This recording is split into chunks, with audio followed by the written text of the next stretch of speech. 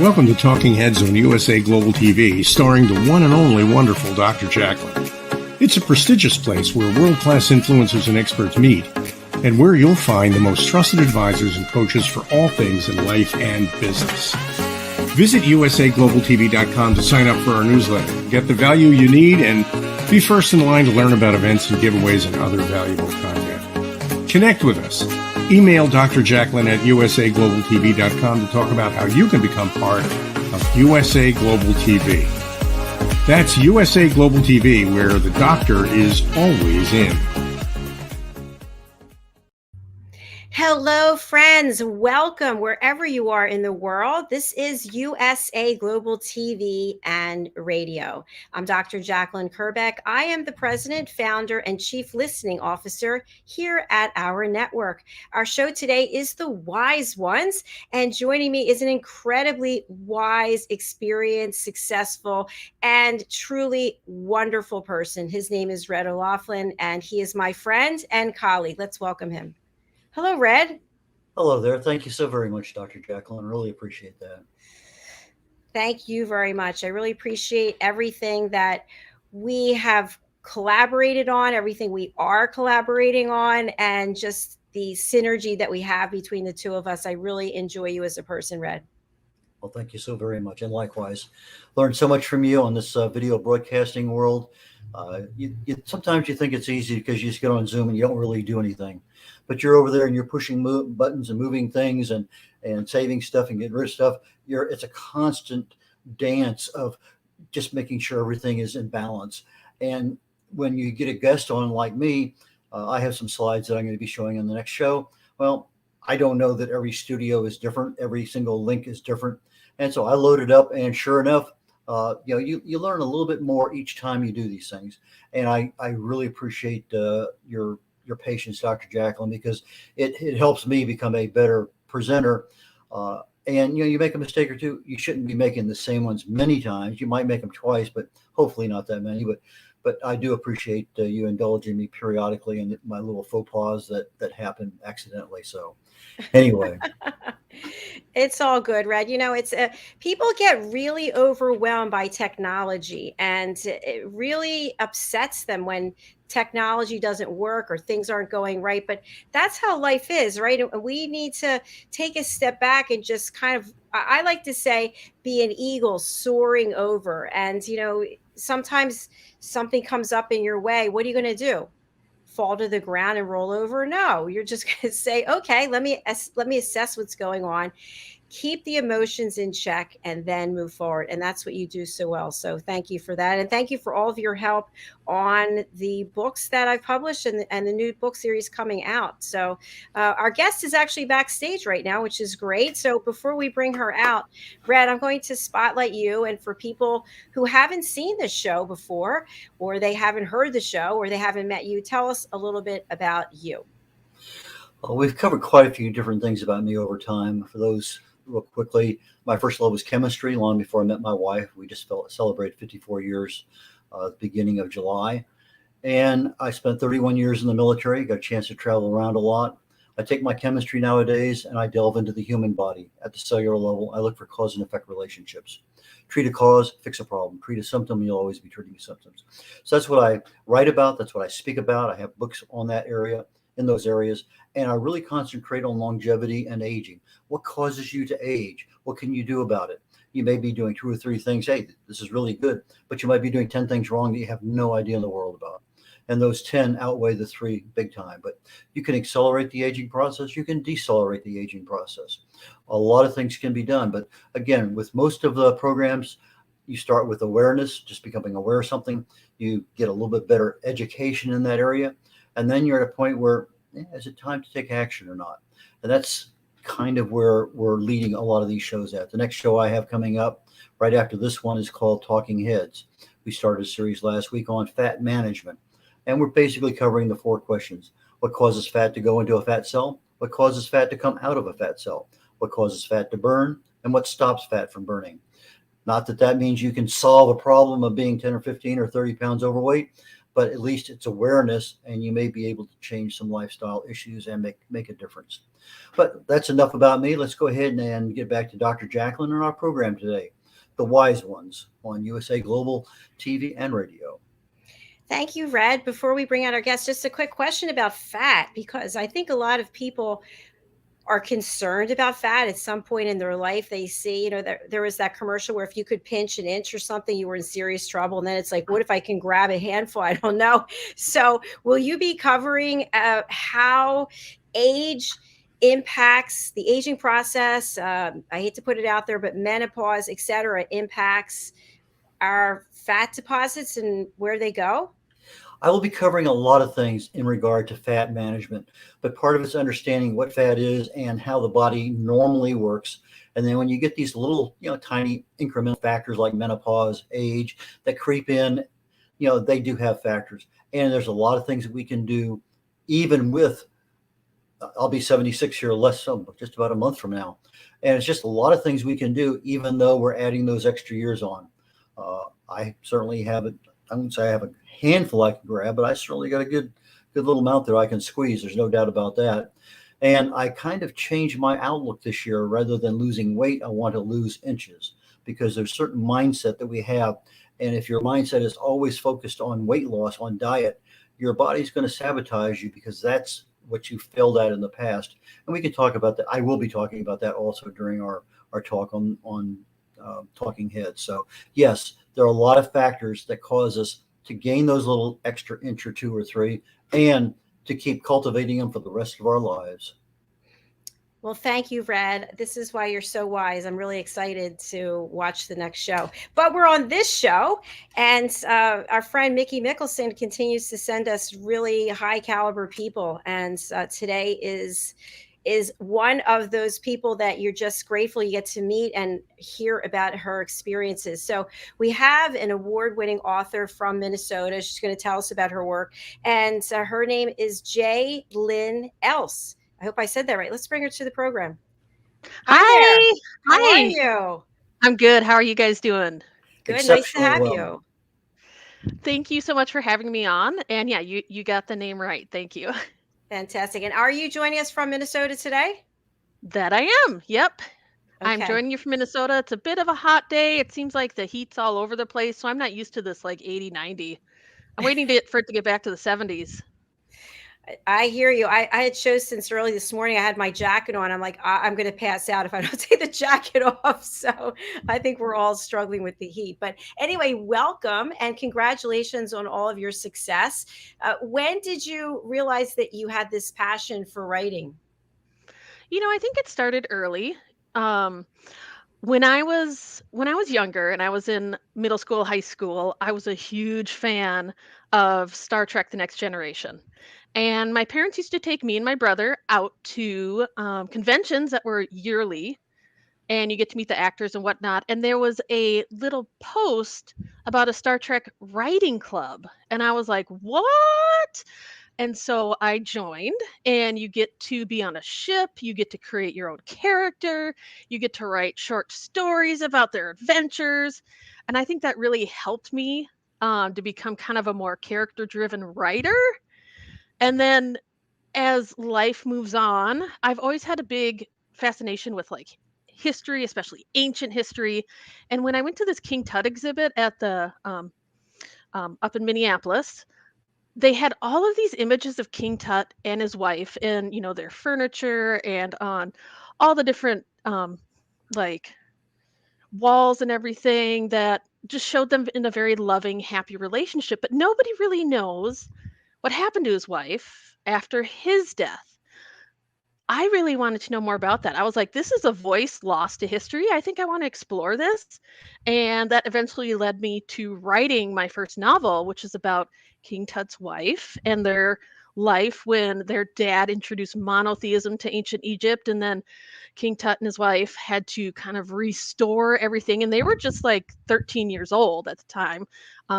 King Tut was even younger. I think he was 9, but I'd have to recheck my facts. So I was just fascinated by how much they probably went through when, most of us are just don't have to think of such serious issues like mending a country. So that's really what started it. And I've just continued writing a little bit of ancient history and then into a fantasy series and a little bit of sci-fi and whatnot. So yeah, I write what I love.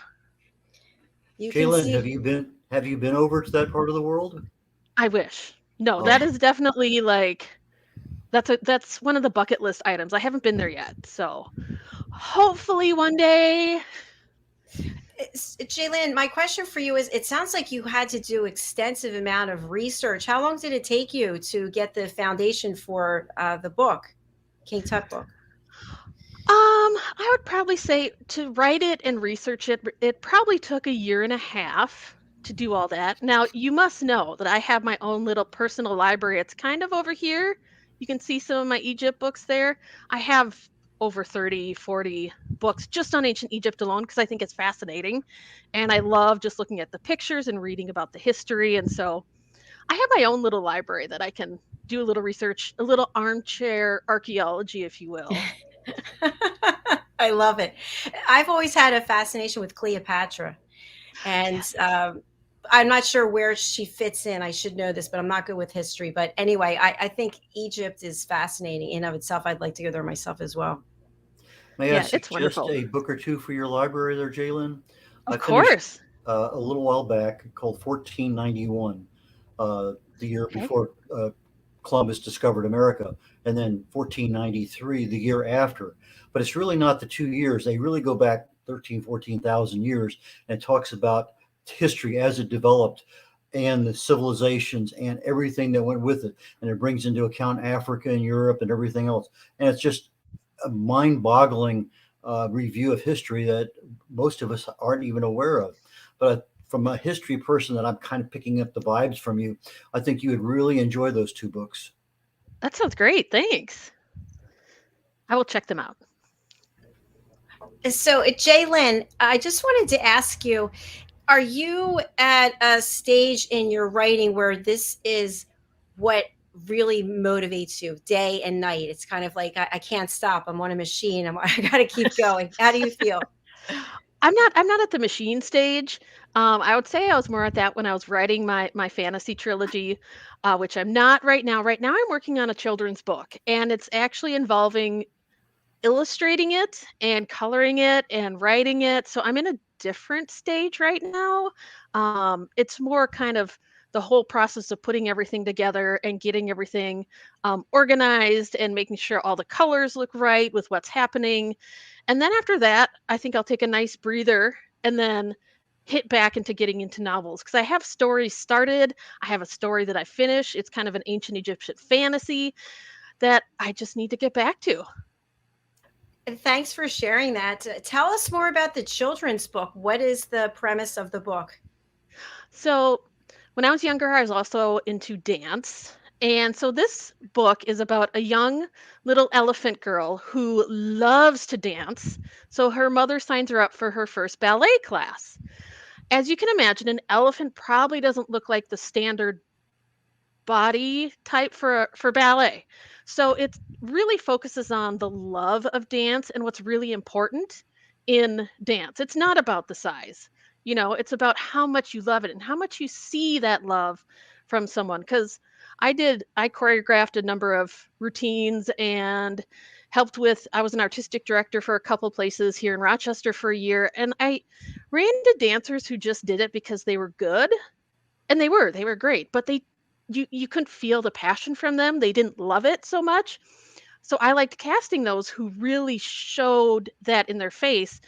And some people critiqued me for that because they're like, well, that she's not as good a dancer as this person, but she enjoys what she does. I want to give them the opportunity. So that's kind of what this book is about is loving what you're doing and just letting that shine throughout. What a It's really, great message. Sorry, Red. I was going to say, what a yeah, great message, not only for children, but for adults, for everyone. Yeah, yeah. I just think that's an important message that needs to come across to, especially when you're at a young age, because, you know, children see all these beautiful Disney princess movies and they're all just so small. And not everyone can be that small. And that doesn't mean you're not beautiful. It just means you're different. And that's even more beautiful. So I don't think that message is spread enough for kids. Our facial expressions are so hard to hide. I mean, even an expert has difficulty. You get your professional actors and actresses. They go through that routine. They get their mindset. They're in that character. They're living that role. And even sometimes their facial expressions don't mimic what the words they're saying. As a Toastmaster, our body language can do a lot of things, but the face really is the place where things show up. And when you see that love of something in there, it beams. It's hard to hide. You are so correct in being able to assess that inner feeling of what a person. Take a look at Dr. JACALYN when she's doing her show. I mean, just that beaming. She's so proud. It's just it comes out. It's just beams. So, but anyway, you're very, very astute on that one. Thank you. JACALYN, just want to follow up a little bit more about the children's book. The fact that you're illustrating it yourself as well. What is your background in terms of doing this? Or did you just say, hey, you know what? I'm doing this. I've never done it before. I'm going to research it. And I'm taking care of the whole thing. So when my kids were younger, I'd read them a lot of children's books, and I've always had a talent for art. I would usually do like pencil drawings and whatnot. And I loved like illustrating movie posters because they were so dramatic. And so this is really my first time working with a lot of different colors and whatnot. So this is a learning experience for me, of course.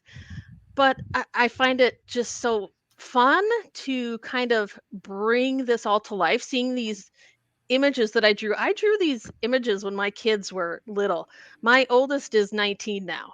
So I've had this book on the shelf for quite a number of years, and coming back to it and seeing it really fleshed out and brought to life is so exciting. It's so fun. It's a lot of work. So I have to spend a couple hours each night kind of working on it and whatnot. So, but yeah, it's going to be a fun new kind of adventure in my writing life. And I'm just so excited for it to come out. Yay, congratulations. When do you expect to have it published? It's with my publisher who did my fantasy trilogy. They will be publishing this. We're looking end of the year to get this out. So hopefully soon. I've got my fingers crossed it'll be this year still. Holiday release. Is there going to be a second and third and fourth book in this series? I don't know. I mean, it would be fun. I played with the idea of her also moving into other forms of dance because I had a huge love of tap dance. Love tap dance.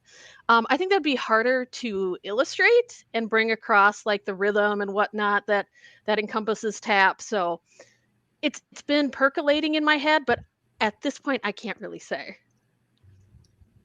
And you always have Baby Elephant Walk. What was that? There's a song way back when called Baby Elephant Walk. If you haven't heard the song, it's. Are you going to sing it for us? I don't even know if there's words to that song. I know there's a melody, and I remember it's probably late 60s, something like that. Is that right? Oh, okay. Okay.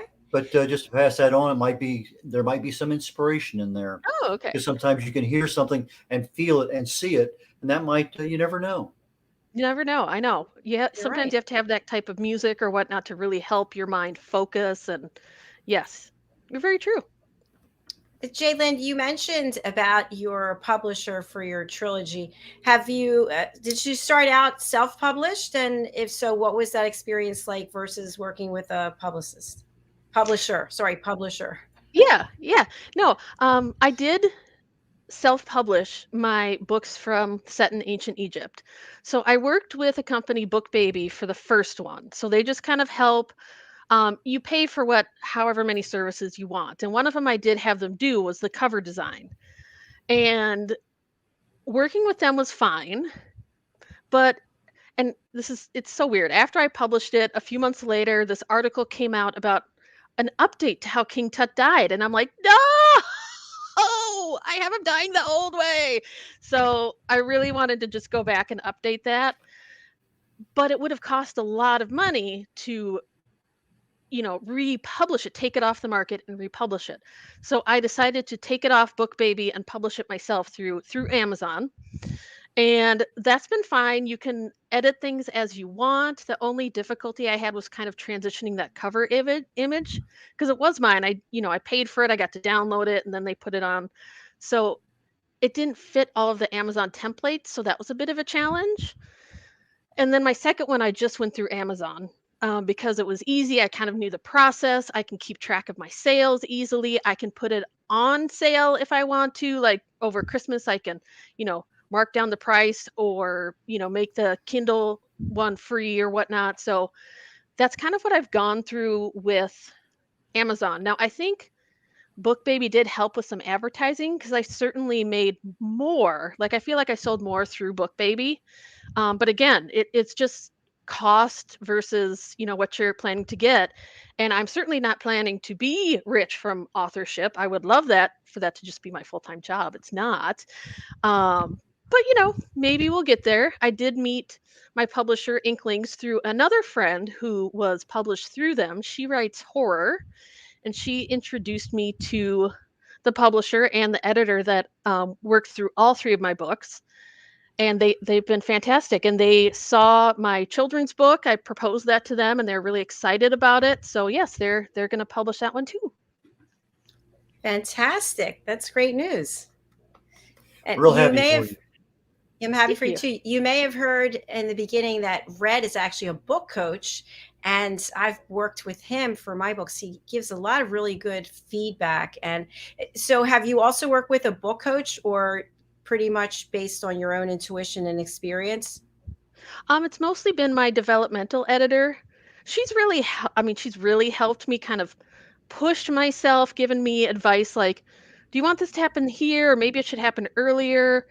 Helped me challenge my characters a little more to bring out just kind of the best in my writing. I'm very grateful to her. She really asked questions that helped get me thinking deeper into the characters and into the world and everything. So she was wonderful. And she also said too, if you don't want to do this, it is your book. So don't feel you have to take this advice. And it was just a wonderful working relationship. She started her own publishing company now, and I wish her the best. It looks like she's publishing some really cool stuff. So yeah, I was really grateful to have her on board. That's really terrific. I think we need to get expertise from as many people as possible and give expertise as well. It's sort of like a give and take, especially in the author community, wouldn't you say? Absolutely. Yeah, it's really great to have like a writing community as well to help with that. Because when I was first writing my ancient Egyptian books, I was able to send a chapter in and then we'd go through each month, kind of, talk about what we liked, what maybe didn't work. And they really helped me see things that, like, you know a ton about ancient Egypt, but we don't. So this reference didn't make sense. So it helps ground you. And I know it can be hard for some authors to take feedback. You just have to realize this is only to make you look better. So when you get that feedback, just understand that it's there to help. And I think that's very hard. And that's something I think a lot of authors, like myself, first have to overcome. I haven't written a masterpiece. It can always use improvement. And I appreciate the help I've gotten from my friends and again and my developmental editor. Dr. We are, JACALYN, yes. go ahead with your question. Oh, I was just going to say, no, I appreciate you sharing that, because many times people, they take things so personally. And again, it's like if you're that eagle flying over the book and someone sees it in a different way, maybe that's going to appeal to a whole other audience as well. And a question I have a children's book coming, as I mentioned. I'm working with Red, and I have a co-author in New Zealand. I don't have any children, so there are no children to read the book to. So are you reading your book to your children and to other children to get their input? That's a good idea. I haven't, because again, mine are 19 and 16. So actually, my 19-year-old has read my trilogy and he's talked to me about it. And sometimes when I'm writing the YA aspect of things, I'll be like, hey, son, come here. So you're a teenager now. I know what I would say back in the 80s and 90s. How would you say this now? Like if I would say that's rad or whatnot, how do you say that? So I've tapped them for advice on how, to make my characters speak more authentically versus someone who grew up in the 80s and 90s. So I haven't been able to really read this book to other children. But like I said, I wrote it when my kids were little. So I hope that has helped.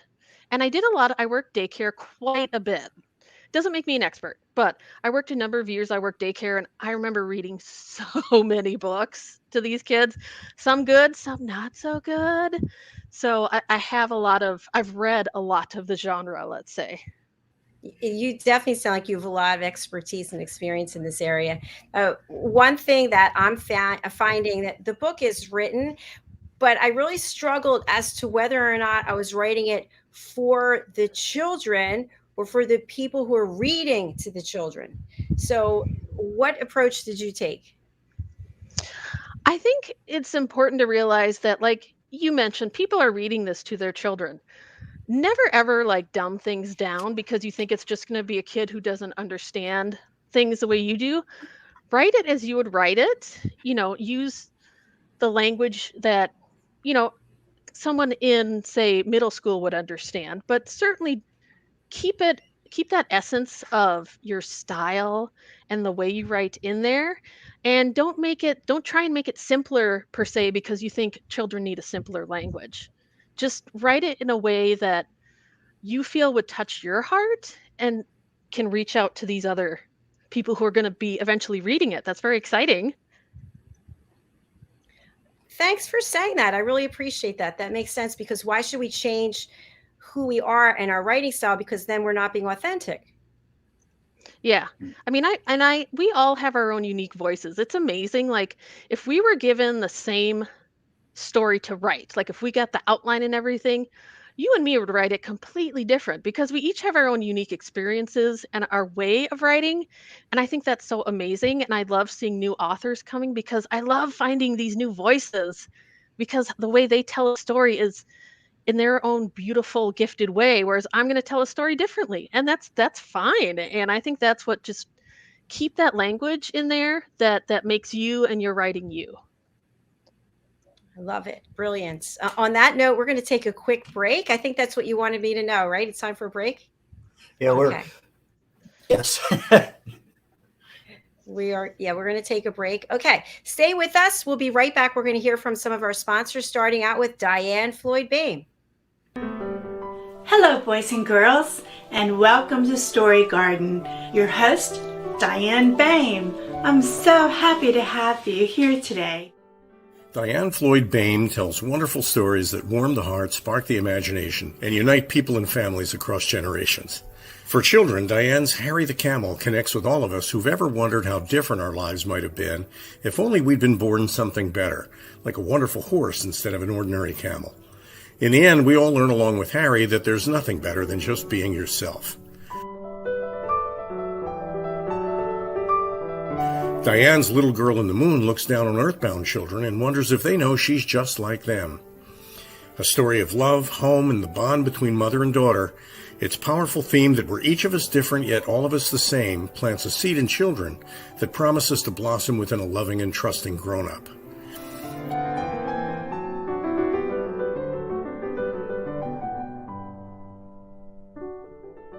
Diane's new biography, Rise, recounts the experiences of her grandmother, Ruby, to reveal the hidden strength of the human spirit.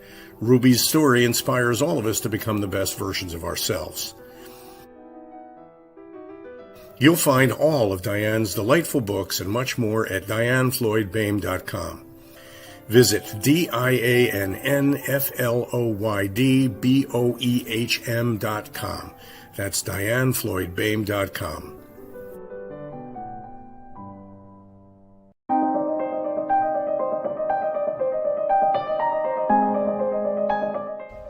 Good morning, everyone. My name is Yalin Xiao. I'm a ballerina from Italy. After 2 years of waiting, finally I fulfilled my dream of learning etiquette. This learning process has become unforgettable for me. The patient and professional teachers have helped me to get a more comprehensive knowledge about educate culture. The British School of Excellence provided me the best way to live gracefully, respectful attitude, lighter mood, and heart, where our love is innocent. Thank you.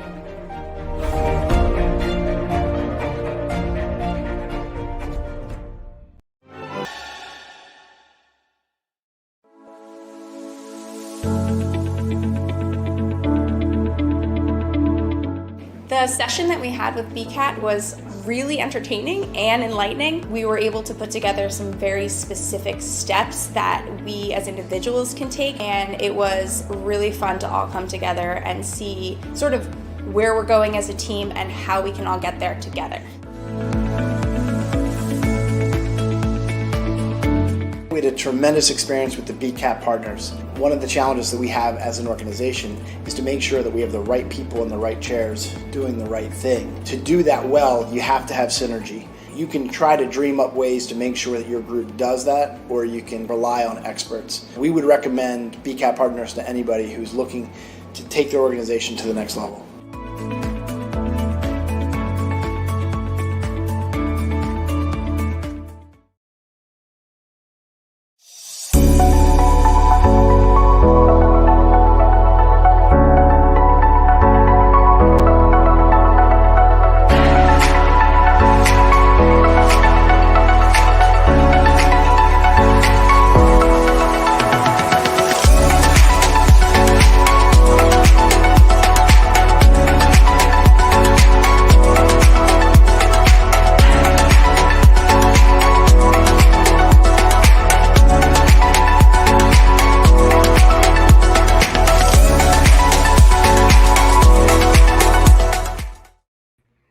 Everyone, thank you for waiting through the break, and thank you to our sponsors. We truly do appreciate you. This is USA Global TV and Radio. I'm still Dr. JACALYN KERBECK, and this is still The Wise Ones. Let's get back to the show and welcome back Red O'Loughlin. Hello.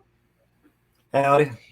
Hi, howdy. And let's welcome our special guest, award-winning author, JACALYN Else.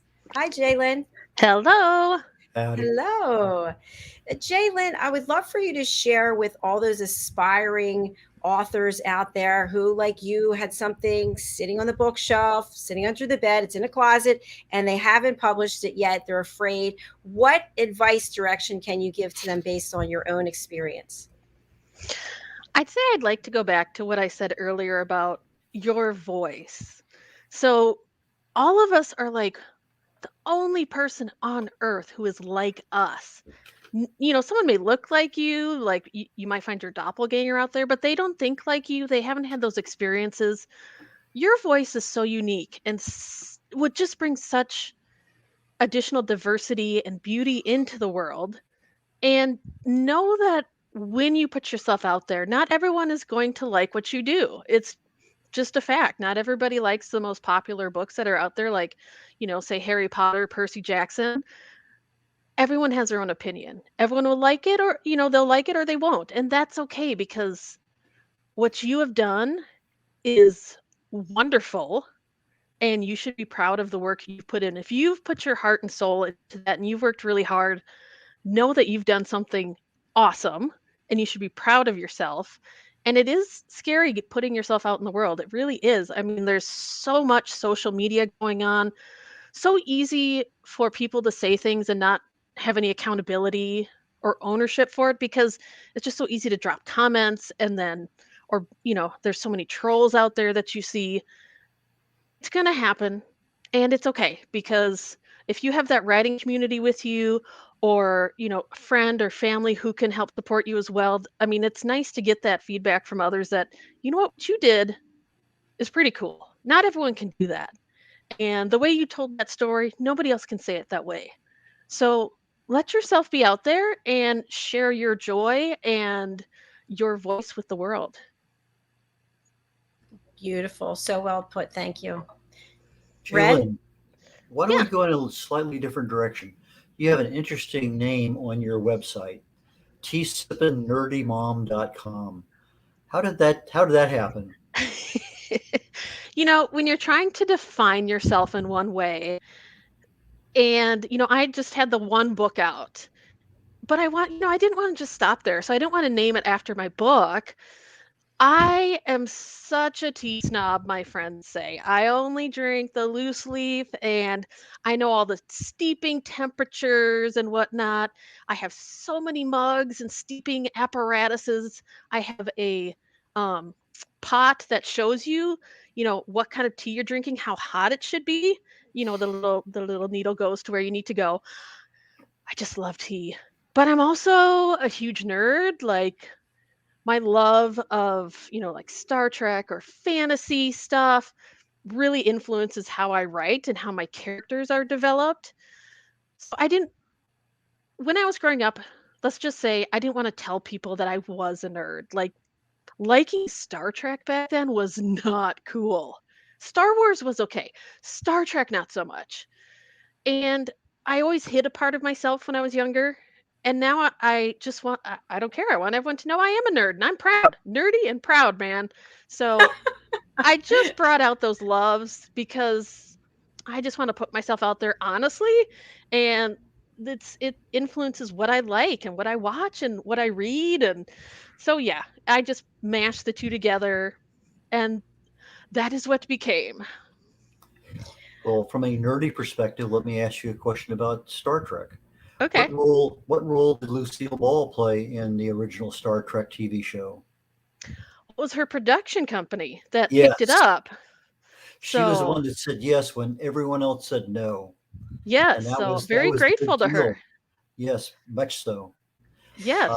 I go through about probably at least 2 quarts of tea a day. I have 6 teas that I brew, and I'm a big believer, but most of mine are oriented toward longevity or towards some aspect of brain health or other aspect of body health.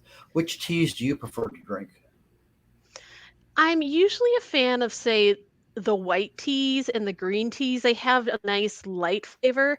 I'm not a fan of the green that's a little bit more grassy. I like more kind of the fruity, sweet, kind of a smooth flavor across the tongue, things like that.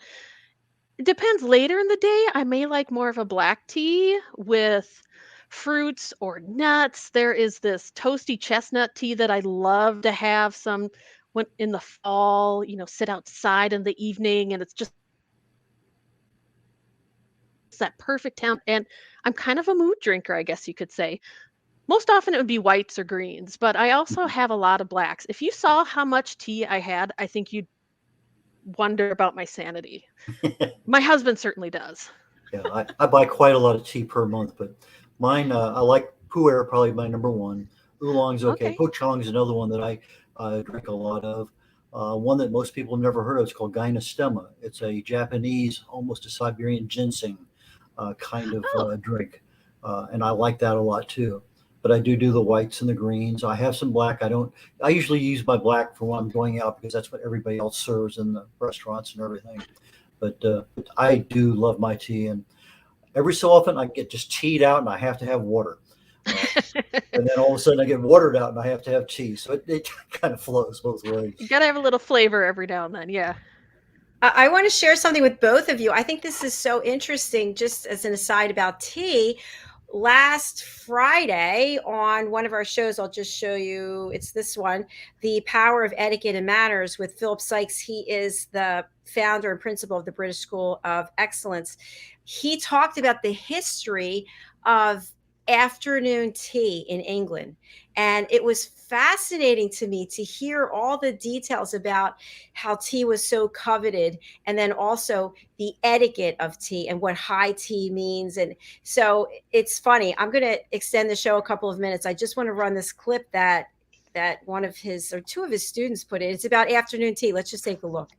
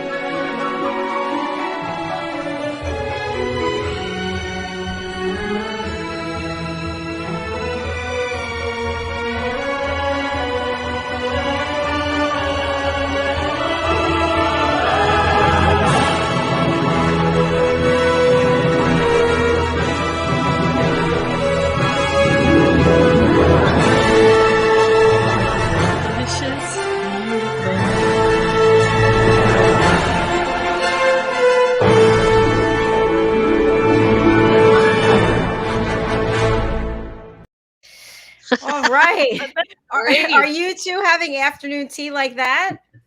Not I exactly. wish I had all those desserts. Wow. Looks amazing, doesn't it? Yeah, we could gain a lot of weight with that afternoon tea party, I'll tell you that. You'll probably that- be discussing fat after that about the afternoon tea party. The Japanese also have a very traditional cultural ceremony around tea. So it's not just an English tea thing. They do. They have a lot, and it's very beautiful. And I loved in that clip seeing the blooming tea. Those are also very fun to steep. So yeah, that's cute. That is a very cute clip. Yeah, Thank it you for is. showing that. That was neat. I like that. The funny thing, thank you, is I was going to run it during the break, and for some reason I didn't. And there just goes to show I could have shown it, and you would have talked about tea probably earlier, but I think that's just fascinating. Normally, I like to kind of say, let's go ahead and have our break, and then afterwards we'll talk to JACALYN about tea and being nerdy. And the things we just got so focused on what's going on that I didn't get a chance to make that little deal, and then you kind of caught me blind. Anyway, it all worked out. It didn't matter. Yeah, It's we're all all having good. fun. JACALYN, aside from your wonderful work as a writer and then your creative side as an illustrator and your love for tea and nerdiness, as you would say, what else do you like to do? What brings you joy? Definitely reading, and definitely just seeing things through my teenager's eyes, because my daughter, she is in band. But, I was in band, I was a band nerd, but I played clarinet. She's in the drum line. She is so much cooler than I was in high school. I just love watching her blossom in that sense. And my son's going to enter his second year in college. And we love to talk tea and books. So we'll read a book and then we'll discuss it and be like, so what did you think of this? And he also loves it when I make tea in the evening. So seeing my kids as adults or almost adults is pretty amazing. And then also a whole lot of reading. I just devour books, love books. Just another thing that brings me a lot of joy. Thanks so much for sharing that. That's great. I always like to get to know people a little bit outside of their work as well. Red, I'm going to leave the last question for you. Okay, real quick one. You got a book award, but we didn't really talk about it. Can you kind of give us your impression of what happened to get there and what that means to you? So I did get an Indie Editor's Choice kind of award from the Historical Novel Society for my first book. And when you have your first work out there and then someone nominates it as like the top of the indie selection, excuse my hitting my mic, sorry about that. When they say, hey, you're not just good, you're just up at the top here, like one of our indie editor choice selections. That was very like validating that like, yes, I am a writer and people like what I do, because I'd had a few negative reviews pop on Amazon. So, that can really bring someone who's new at this down. So it really just kind of boosted me into thinking, you know what, not everyone's going to like it, and that's fine. But the people who love historical novels, a society I'm now part of, they loved it. And so that meant a lot to me. The other award I got, it was for an anthology contest. It was a fantasy contest. And I wrote this story about a young girl who doesn't really have any friends. And she meets this girl who lives in the haunted woods, kind of next to this park. And it's just about, friendship and being there for someone when they feel lonely and it was just kind of fun to write, and it ended up getting second place. So it was published in the anthology, and I have a little like medal that I can put around my neck and wear and be like, look, I won. So it just feels really nice to get that. You shouldn't need it as an author, but sometimes I just like having that recognition too. Just helps boost that creative, the juices flowing. So yeah, it's meant a lot, and I'm very appreciative of it. It boosts it and it keeps it going. It's Yes. one of those things that sustains the life of a writer, that recognition factor, very much so. JACALYN, you touched on something, and I kind of got a chill. Negative reviews. Why do people leave negative reviews? Like, just don't leave any review. I don't understand it. Why would you go out of your way to? I don't know. Is it me? No, it's not helpful. If someone leaves a review and says, she referenced this and that doesn't make sense for this time, that okay, that makes sense. I can correct that. I can learn from that. Make it constructive. If I read a novel that someone's asked me to review, I want to be constructive as a fellow author and not just be like, oh, their prose here was terrible and I didn't get the characters. I want to make it so they know that it's these elements were really great. Maybe this can be worked on or whatnot. Make it constructive. Just be helpful. I don't know why people leave negative reviews. I try not to. If I read a book that I'm just reading for fun and it's under 3 stars, I'm just not going to review it. Right. I agree with you. It's there's so much negative energy out in the world. We don't need any more negative energy. Just Yeah. Yeah, and I think to your point, constructive. What is it? The sandwich technique? Something positive, then some constructive feedback, then something positive, and then you want to embrace the information a little more than just flat out this doesn't work. Yeah. I mean, people highlight different things and they learn things differently. They may have a different knowledge set I didn't know about. So just approach things that, someone took the time and care to write this. Don't just bring it down like, you're breaking someone's sandcastle on the beach. Maybe Right. tell them, it would be really cool if you added a little sand turret right there, so. Yeah, and to your point, as authors, we really put our heart and soul and invest our time and our money into the work. And sometimes it takes years. And then just to have somebody throw that stone or that boulder, why? It's not, to them, they just go off. And then to us, it's kind of like, wow, that really hurts. Yeah, it does. But again, I've learned through the years, that's okay. Not everyone's going to like it. It's okay. And it's totally normal. Yes. So definitely. Well, it's time for us to wrap up our show, as Red is going to be talking on the next show about fat and what we need to know. So, JACALYN, what's the best way for people to reach out to you, and people who cannot read the banner or they're listening on the radio, and who would you like to contact you? I would love people to contact me through my website is great. I have a contact me page that just goes straight to my email, the tsippingnerdymom.com, and not sipping. There's no G in there. It's just tsippingnerdymom.com.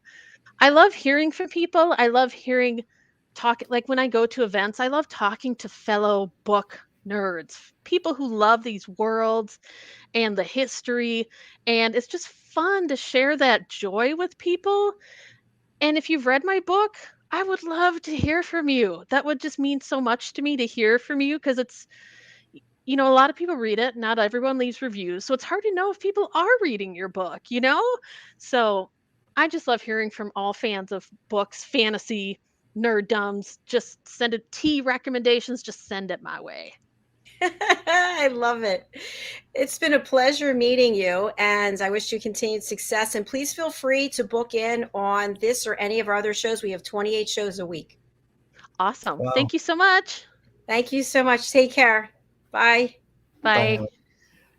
It seemed like just a couple of weeks ago, you're at 22 or 23, 28 shows a week. 28 shows, and starting next week, we'll have 29. Amazing, Dr. JACALYN. It is amazing. It's a gift. But I know you are going to go over to the other studio. Let me spotlight you and have you share your contact information. Who should reach out to you and how should they do it? I'm a writer, I'm a speaker, I'm an author, and I'm a publisher. If any of those areas fit a need or just you need information, please contact me. The easiest way is my website, red, like the color, R-E-D, O'Laughlin, O-L-A-U-G-H-L-I-N. That's redolaughlin.com, REDOLAUGHLIN.com. All my contact information, phone number, email, everything is there. Make it one place simple to go to. So redolaughlin.com. More than happy to help you in any way I can. All right. Thank you, sir. I'll see you shortly in the other studio. Okay, I'll text you in just a moment, and I will make sure I find the right studio this time. All right. Take Fantastic. care. Bye now. Bye. Thank you, everyone. We really appreciate you, whether you're watching or listening on the live or the replay.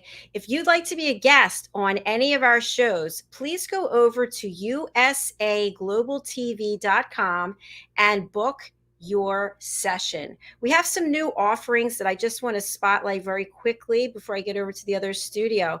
So I was asked by a few people, how can I be a co-host on your platform, but I don't want to pay a lot of money and I don't want to sign a contract?